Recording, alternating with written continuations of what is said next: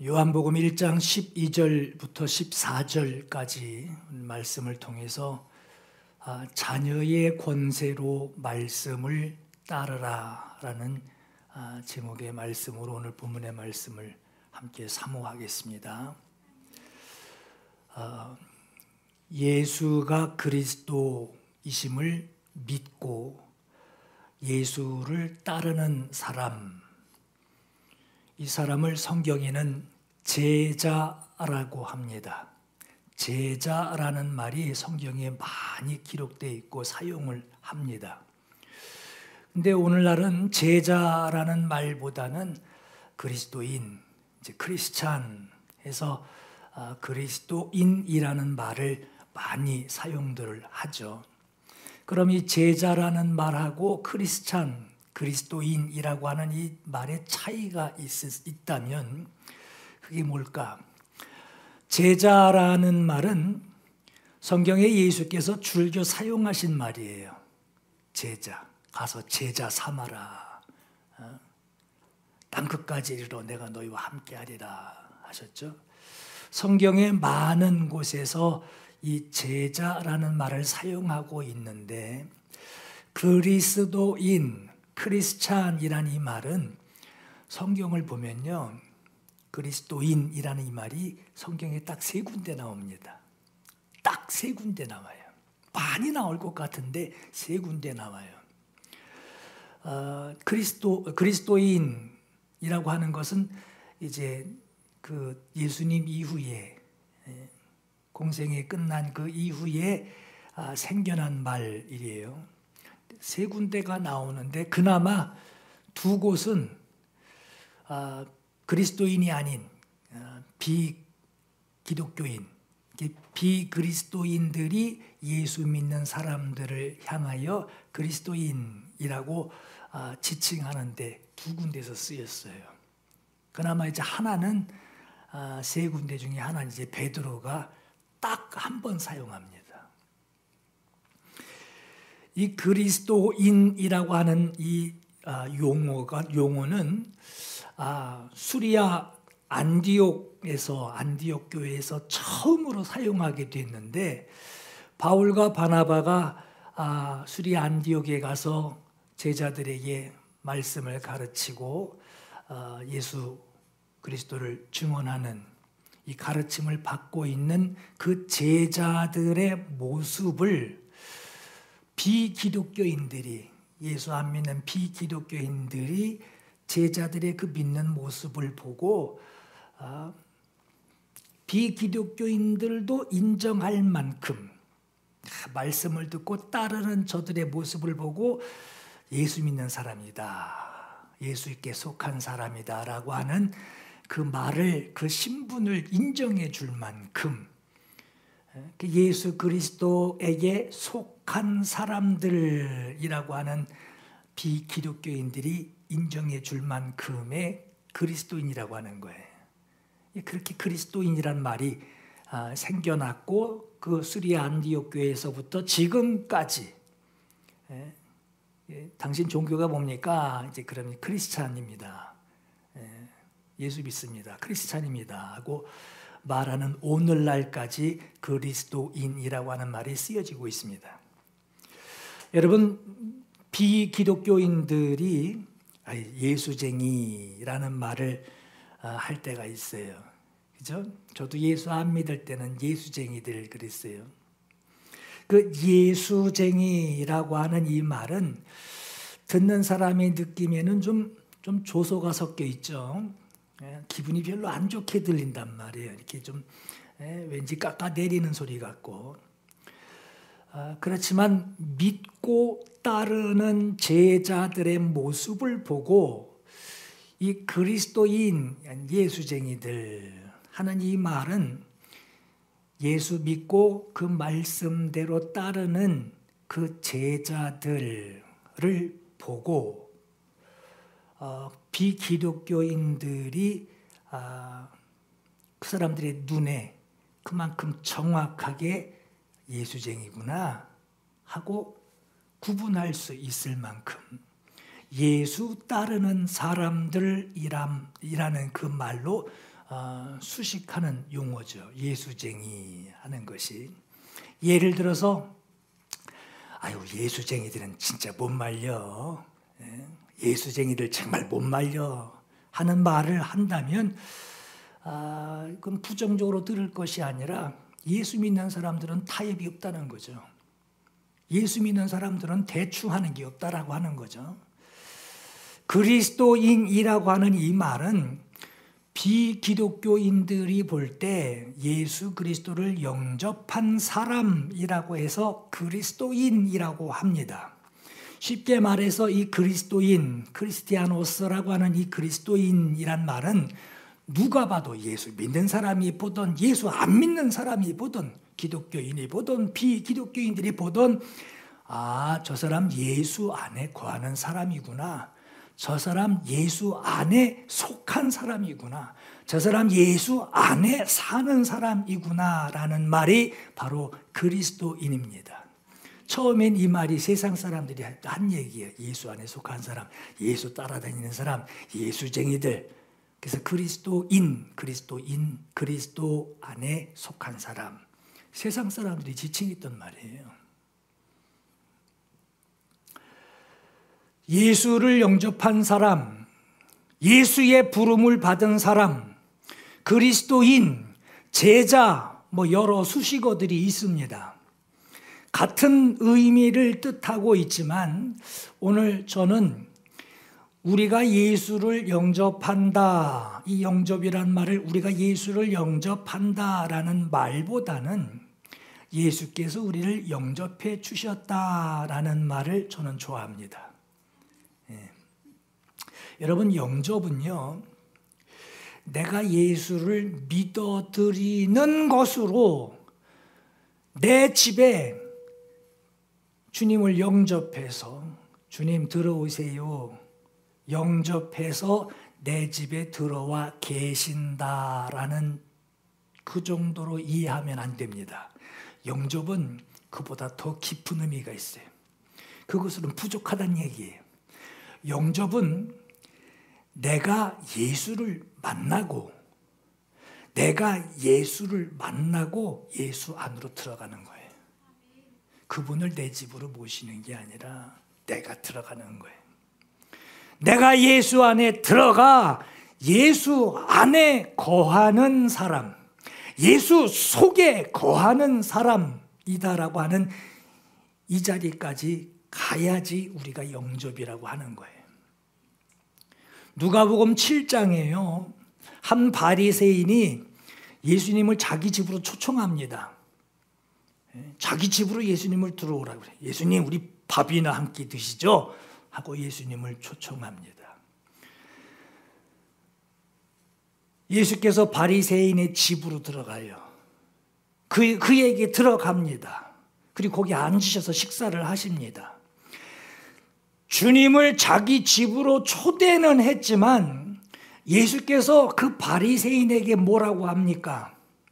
너는 내가 너의 집에 들어올 때 너는 내게 발 씻을 물도 주지 아니하였고 너는 내게 입 맞추지도 아니하였고 너는 내 머리에 감람류, 그 흔한 감람류조차도 부어주지 아니하였다라고 했어요. 내게 들어오라고, 내게 들어오세요 하고 초청을 해놓고 그리고 인정하지는 않았다라고 하는 거예요. 그처럼 오늘날 예수를 영접하였다고 하는 그 모양, 저 예수 믿은 지 꽤 됐어요 하는 모양은 갖추고 있지만 그리스도인, 저 사람 크리스찬이야라고 하는 기독교인이다라고 하는 그 호칭은 가지고 있지만 저 사람 교회에서 집사야, 저 사람 교회에서 장로야, 저 사람 교회에서 권사야 하는 직분자의 호칭까지도 가지고 있지만 그래서 예수를 자기의 주님, 나의 주인으로 그분을 높여드리고 나 자신을 그분 안으로 들어가게 하는 것으로 그분의 주권에 순종하는 자로 그렇게 따라야 하는데 그렇게 따르지 않고 있기 때문에 오시긴 했어요. 초청은 했어요. 그러나 그분의 말씀을 따르지 않기 때문에 순간순간 내 의지가 올라가요. 그래서 자기는 예수와 함께 죽었다라고 하는 그 고백이 안 죽어 있어요.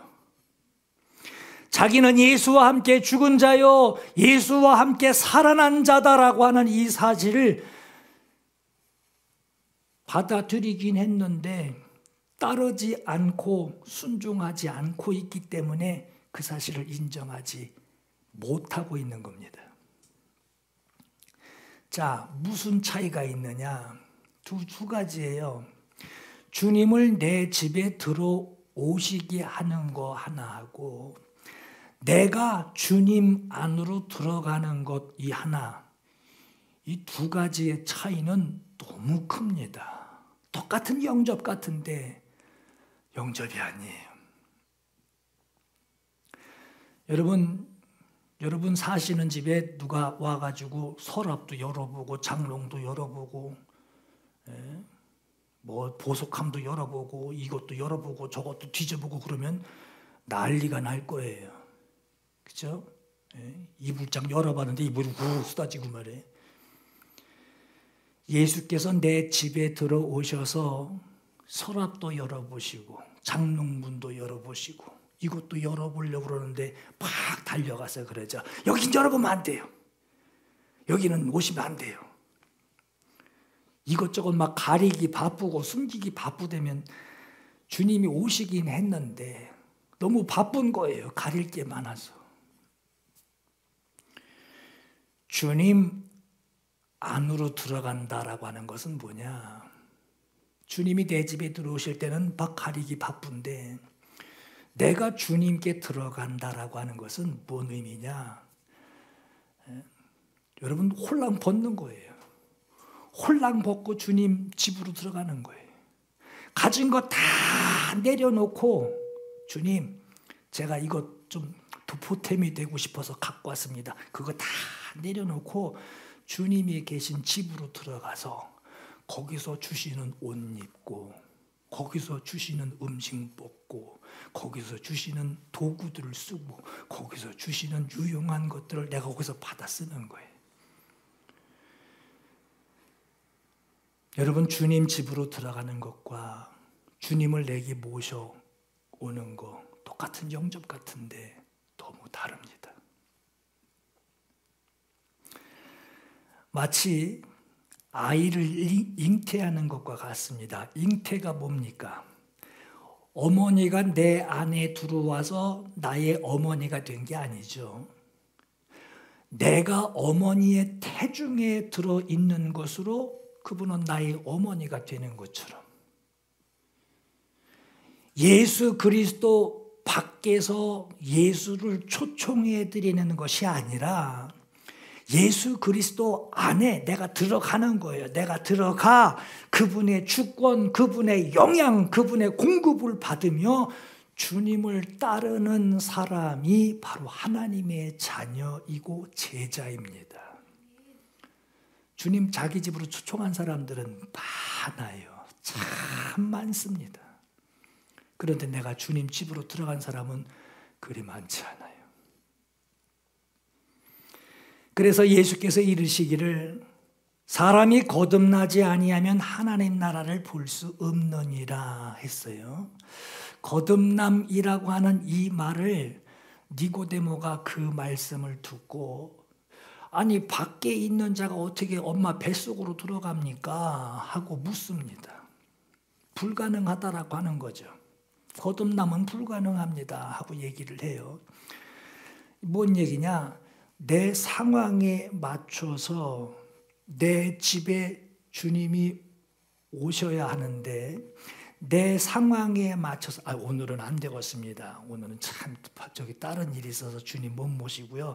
내일 내가 아주 상다리 부르지게 다 준비해놓고 주님 모시겠습니다. 내 상황에 맞게 내 집에 초청하는 정도로는 가능은 하다라고 하는 거예요. 그렇게는 내가 가능은 한데 내 상황에서 내가 오늘 꼭 들어오느라 오늘은 안 되는데 내 상황에 맞춰서 내 상황에서 주님 안으로 들어가는 것은 불가능하다라고 하는 거예요. 니고데모의 대답은 그 얘기입니다. 내 상황에 맞게 내 집으로 초청하는 그 정도는 내가 가능하지만 주님, 내 상황에서 주님이 원하시는 그 주님 집으로 들어가는 것은 나는 불가능합니다. 그러나 예수께서는 가능하다라고 하시는 거예요. 육으로 난 것은 육이요 영으로 난 것은 영이니 하셨어요. 사람이 예수 안으로 들어가 영으로 거듭나는 것은 가능하다라고 하십니다. 여러분 주변에 아는 분들이, 여러분 지인들이 교회 다니는 사람에게 물을 때 있죠. 여러분들에게 또 그런 질문을 하실지 모르겠어요. 예수 믿으니까 어떤 변화가 있어? 예수 믿으니까 뭐가 제일 좋아? 하고 물을 때가 있어요. 뭔가를 기대하고 예수 믿는 사람들이 있다라고 하는 거예요. 뭔가를 기대하고 내가 예수 믿으면 이것이 잘 풀리려나 하고 기대하는 것이 있다는 거예요. 그러나 예수를 영접한 사람에게 가장 먼저 주어지는 변화가 있습니다. 예수 믿는 것으로 가장 먼저 주어지는 그 변화는 하나님의 자녀가 되었다라고 하는 신분의 변화예요. 하나님의 자녀가 되었다라고 하는 그 신분의 변화. 이게 가장 먼저 예수 믿을 때 가장 먼저 나에게 일어나는 변화고 이것이 가장 큰 변화입니다. 예수 오래 믿어 왔어도 예수 오래 믿어왔다고 해서 그보다 더한 신분으로 옮겨지는 것도 아니고요. 이제 예수 믿기 시작한 새 신자라고 해도 그보다 못한 신분에서 시작하는 것도 아닙니다. 예수를 영접하는 그 즉시 오래도록 예수 믿었던 그 사람이나 예수를 지금 바로 영접하고 예수 믿기로 시작한 그 즉시로 누구든지 그 사람이나 나나 누구든지 하나님을 아버지라고 부르는 하나님의 자녀의 신분으로 살아가게 됩니다. 주님의 자녀의 신분은 똑같다는 거예요. 오래 묵은 저 사람은 하나님 아버지를 진짜 아버지라고 그러고 나는 조금 거리가 먼 아버지라고 그러는 게 아니라 오래도록 예수 믿은 사람도 하나님을 아버지라 하고 나도 이제 예수 영접하고 하나님 앞에 하나님 아버지라고 하는 것이 똑같다라고 하는 거예요. 하나님이 이렇게 정하셨어요. 이렇게 하시기로 아주 작정하셨어요. 하나님이 정하신 그대로 예수 그리스도를 세상에 보내셨고 세상에 오신 예수 그리스도를 영접해서 예수 안에 거하는 자가 하나님의 자녀다라고 하나님이 그렇게 아주 정하셨어요. 지금도 그 일이 일어나고 있어요. 지금도 예수 영접하는 자, 그 이름을 믿는 자들에게는 하나님의 자녀가 되는 권세를 주셨다라고 하는 거예요. 부유하게 사는 사람이 예수를 영접했던, 아주 찢어지게 가난한 사람이 예수를 영접했던, 어린아이가 예수를 영접했던 100살 노인네가 이제 막 예수를 영접했던, 예수 안에 들어가 그 안에 거하는 모든 사람들이 하나님의 똑같은 자녀가 되고 하나님을 아버지라고 부르는 그리스도인이 됩니다.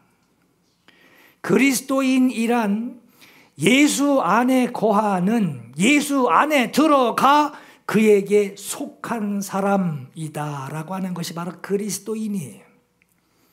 예수가 나의 구주이시고 나의 주인이시고 나의 생명이시다 하고 고백을 하고 나는 예수와 함께 십자가에 못 박혀 완전히 죽었고 나는 다만 예수님의 뜻과 그 의지를 따르는 새 생명을 얻었을 뿐이다 하고 고백을 하고, 나는 예수 그리스도 안에 들어가 그 영향 안에, 그분의 영향 안에 나는 살아 있을 뿐이다 하는 고백이 바로 영접이라고 합니다.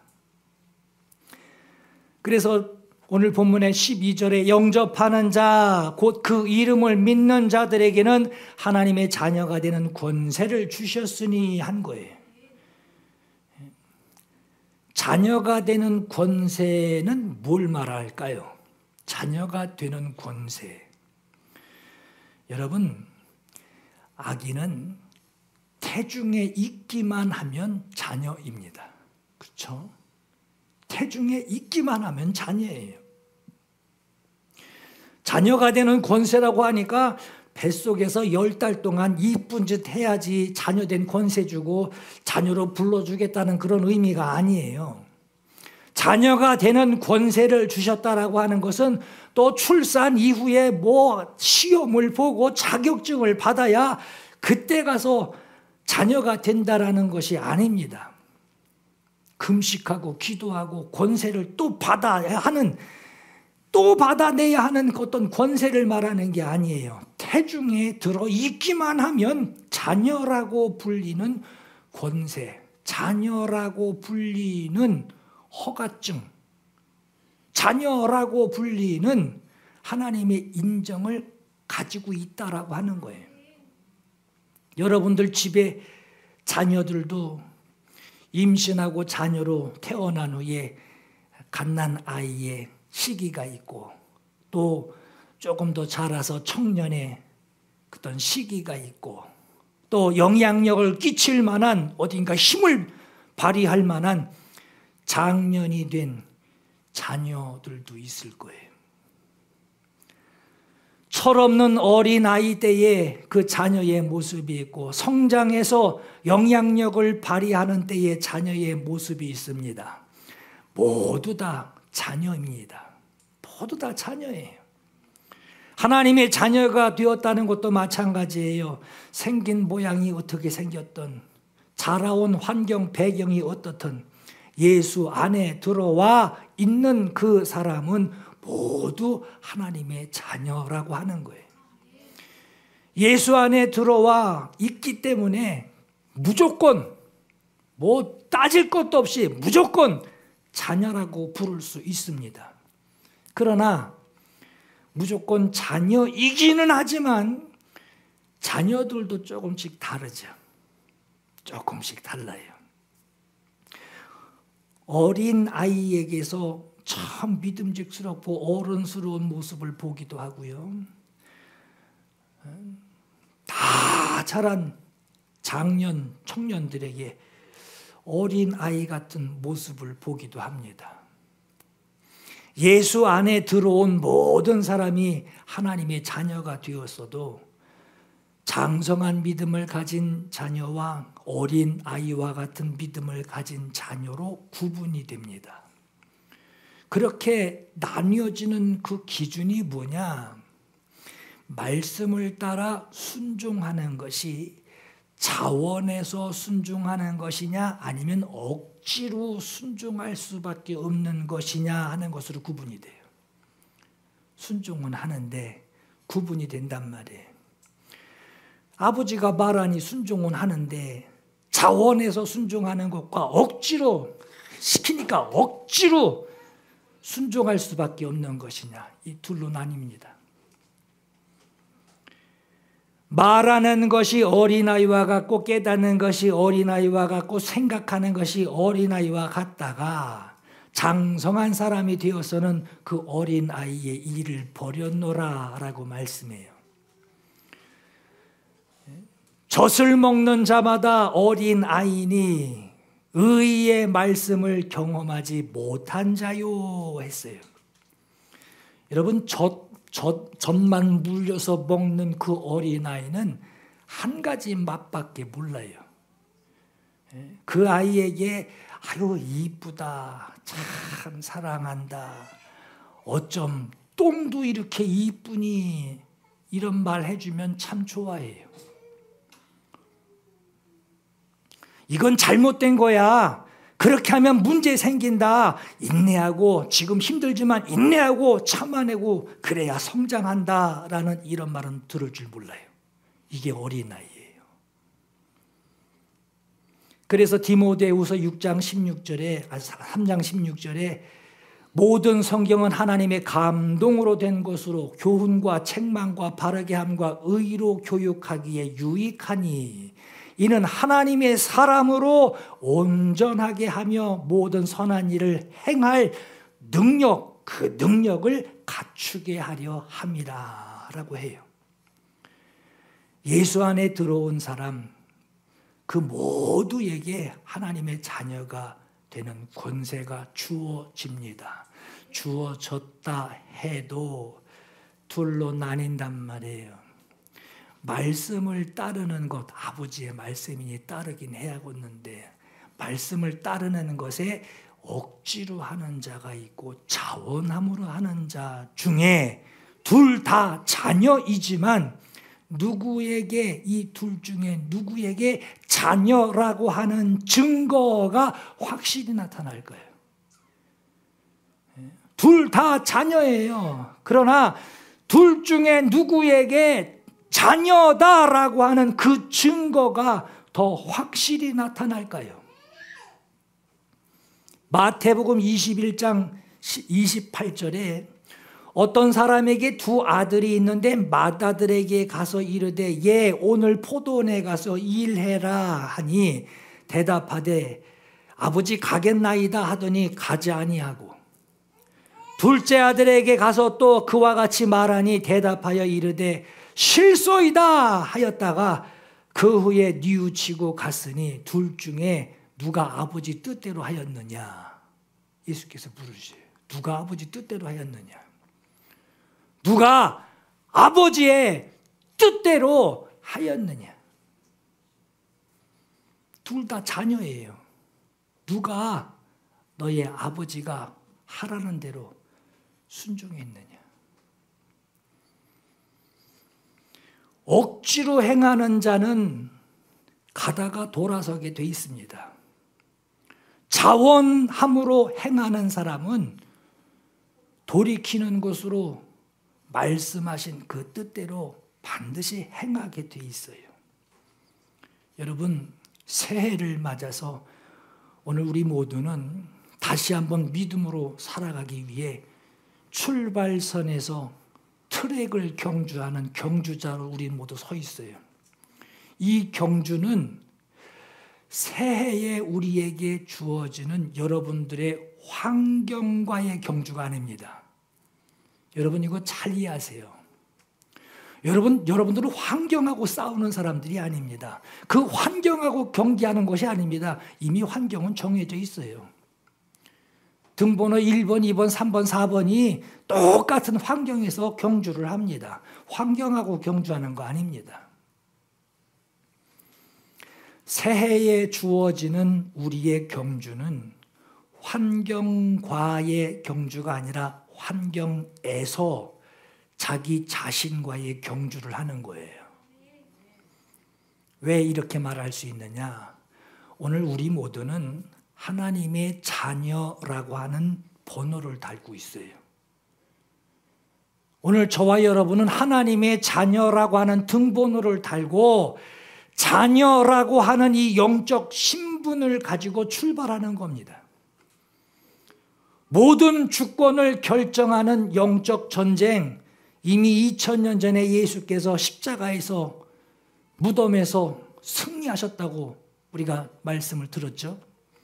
이미 이긴 전쟁이고 승리자에게 속한 나, 승리자에게 속한 자로 승리자의 문지기가 되라고 했어요. 이긴 전쟁에서 경기장에 들어선 내가 최선을 다해야 할 것이 뭐냐? 하나님의 자녀의 신분으로 이 등번호를 하나님의 자녀라고 하는 이 등번호의 신분으로 아버지의 말씀을 따르는 순종, 그 순종에 최선을 다하는 일만이 우리가 해야 할 일이에요. 오늘 14절의 말씀에 말씀이 육신이 되어 우리 가운데 거하심에 우리가 그 영광을 보니 그랬어요. 그 영광을 보니 아버지의 독생자의 영광이 은혜와 진리가 충만하더라 했어요. 하나님의 자녀로 살아가게 되면 자녀의 신분에 맞게 세상이 보이기 시작합니다. 여러분, 돈 가진 자는 뭐 살 거 없나 하고 쳐다보게 되죠. 배고픈 사람은 뭐 먹을 거 없나 하고 찾아보게 돼요. 하나님의 자녀가 되었다, 난 하나님의 자녀다라고 하는 이 등번호를 가지고 경기장에 뛸 때에 내가 돌아야 할, 내가 거쳐야 할 그 경기 룰들을 보기 시작합니다. 하나님의 자녀의 신분에 맞게 세상이 보이기 시작하는 거예요. 이전에도 보였어요. 그런데 이제는 하나님의 자녀가 되어 세상을 볼 때에 보이는 것들이 있어요. 하나님의 신분에, 하나님의 자녀의 이 신분에 맞게 내가 뭘 행동해야 되는지도 보이기 시작합니다. 그 행동을 시작하게 됩니다. 이러한 모습이 자녀에게 주신 권세예요. 이게 권세입니다. 뭘 넘어뜨리고 뭘 일으키고, 여러분 어렵게 생각하지 마세요. 뱃속에 들어있을 때 이미 자녀예요. 자녀에게 무슨 나와서 뭘 권세를 또 무슨 면허증을 땁니까? 자녀라는 인증을 뭐하러 받아요? 뱃속에 있는 것 자체가 자녀인데. 이게 바로 자녀에게 주신 권세예요. 자녀라 하는 권세, 자녀가 되게 하는 권세. 자녀이기에 우리가 보이기 시작하는 거, 행동해야만 하는 것들이, 이거는 억지가 아니라 자연스러울 수밖에 없는 거예요. 누가 내 아버지 욕하면 가서 주워받고 싶죠. 똑같은 거예요. 자연스러운 거예요. 아버지와 나와의 관계가 확실한 것이 자녀입니다. 이것이 자녀가 되는 권세, 다시 말해 자녀이기에 행동하는 당당함이라고 하는 거예요. 당당함. 이것이 권세입니다. 우리가 그의 영광을 보니 했어요. 보니, 그 영광을 보니 뭘 봤다는 거예요? 내게 이루어진 영적 상황을 보니, 내게 주신 내 이 영적 상황을 내가 보니, 나는 은혜 입은 자구나. 나는 하나님의 말씀을 듣고 그 말씀을 맡은 자구나. 이 신분이 내게 보인다는 거예요. 그래서 당당할 수밖에 없는 거예요. 그래서 당당하다라고 하는 거예요. 이 말은 환상을 봤다는 게 아닙니다. 지각을 가지게 되었다라고 하는 거예요. 지각. 내게 이루어진 영적 상황을 보니 이 지각을 가지게 된 거예요. 은혜와 진리가 충만하더라 했어요. 은혜 입었고 진리를 알게 됐어요. 그러니 너무나 당연히 따르고 순종할 의지를 가진 나는 하나님 아버지의 자녀라고 하는 거예요. 아버지의 자녀. 아버지의 자녀. 우리가 그의 영광을 보니 한 것처럼, 이 말은 야, 눈 거룩하게 해야 돼 하는 말 우리가 자주 하죠. 이것저것 가려가면서 눈을 거룩하게 하라는 그런 훈련 정도가 아니라, 아예 너의 눈은 그것들 쳐다볼 생각도 하지 말고 너의 눈은 예수만 보라는 거예요. 예수 보라. 우리가 해야 할 것 한 가지뿐입니다. 예수 보는 거예요. 예수 보는 거예요. 주를 보며 살아가는 거예요.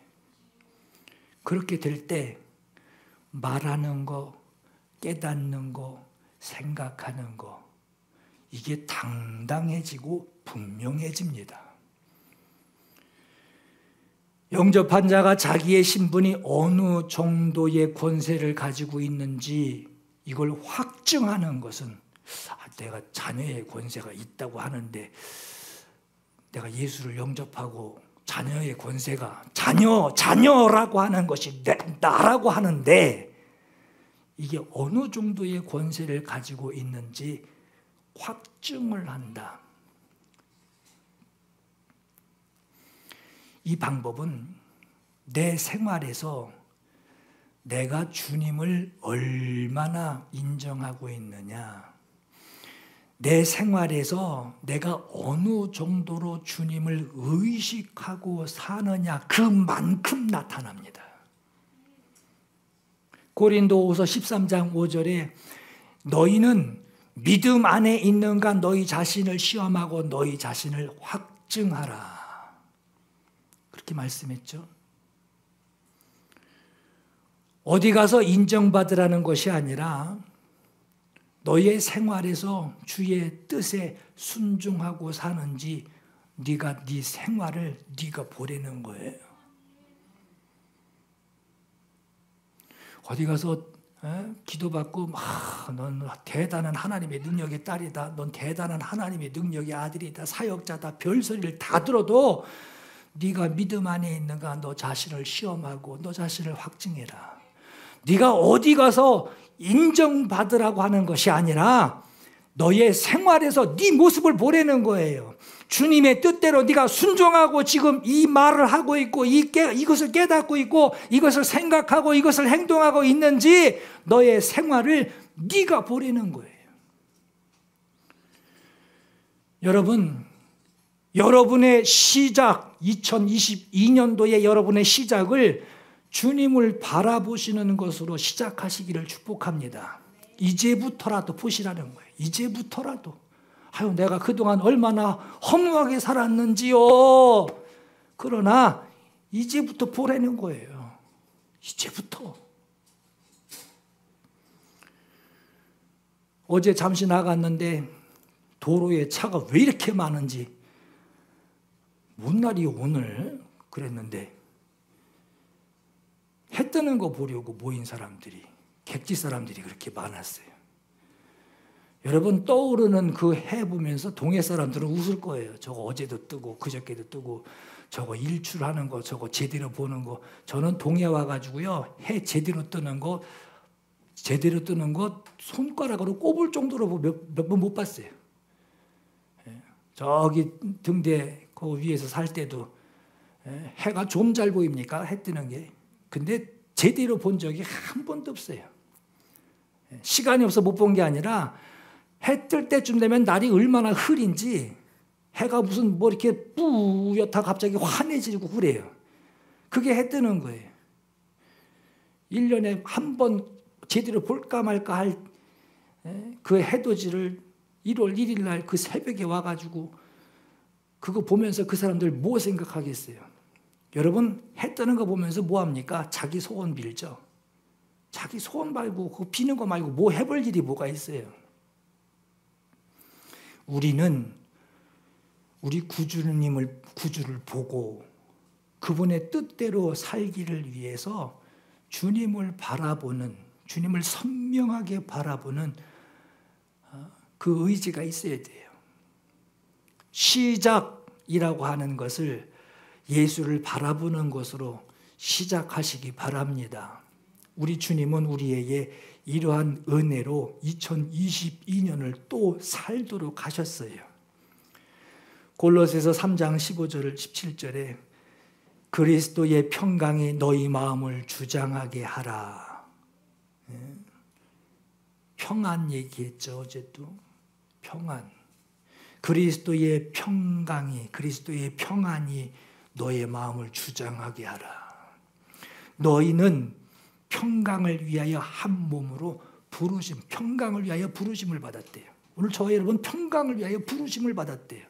뭘 혼내키려고 부르는 게 아니라 평강을 얻기 위하여 부르심을 받았대요. 너희는 또한 감사하는 자가 되라. 그리스도의 말씀이 너희 속에 풍성히 거하여, 주의 말씀이 너희 속에 풍성히 거하여 모든 지혜나 피차 가르치며 권면하고 시와 찬송과 신령한 노래를 부르며 감사하는 마음으로 하나님을 찬양하고 또 무엇을 하든지 말하는 것이나 일하는 것이나 다 주 예수의 이름으로 하고 그분을 힘입어 그 이름을 힘입어 하나님 아버지께 감사하라 하고 말씀해요. 다 같이 따라 해봅니다. 나는 그리스도인이다. 나는 그리스도인이다. 당당하세요. 나는 예수께 속한 자다. 나는 하나님의 말씀을 맡은 자다. 아멘입니까? 우리는 예수를 고백하고 그 말씀으로 들어가, 그분 안으로 들어가 그 말씀을 따라 사는 자들이에요. 아기가 어머니의 태중에 들어가 그 태 안에 들어있듯이 예수 안에 들어가 있는 겁니다. 우리는 예수 안에 들어가 있는 거예요. 그러면 이미 하나님의 자녀라고 하는 거예요. 뭘 노력해서 민증을 따내는 게 아니에요. 예수 안에 들어가 자녀가 됐어요. 자녀의 권세가 뭡니까? 여러분 자녀 권세 그러면 막 굉장하고 생각하는데 자녀의 권세예요. 자녀의 권세, 자녀가 되는 권세. 그 권세가 뭡니까? 우리 아버지야! 당당함이에요. 하나님을 아버지라 부를 수 있는 당당함이에요. 순종하는 거, 이거 자연스러운 것이 된 사람들, 아버지께 순종하는 것이 자연스러운 거, 이게 당연하고 자연스럽게 된 것이 이게 권세입니다. 이게 권세예요. 여러분 2022년을 예수 그리스도께 속한 자로 승리하시기를 예수 이름으로 축원합니다.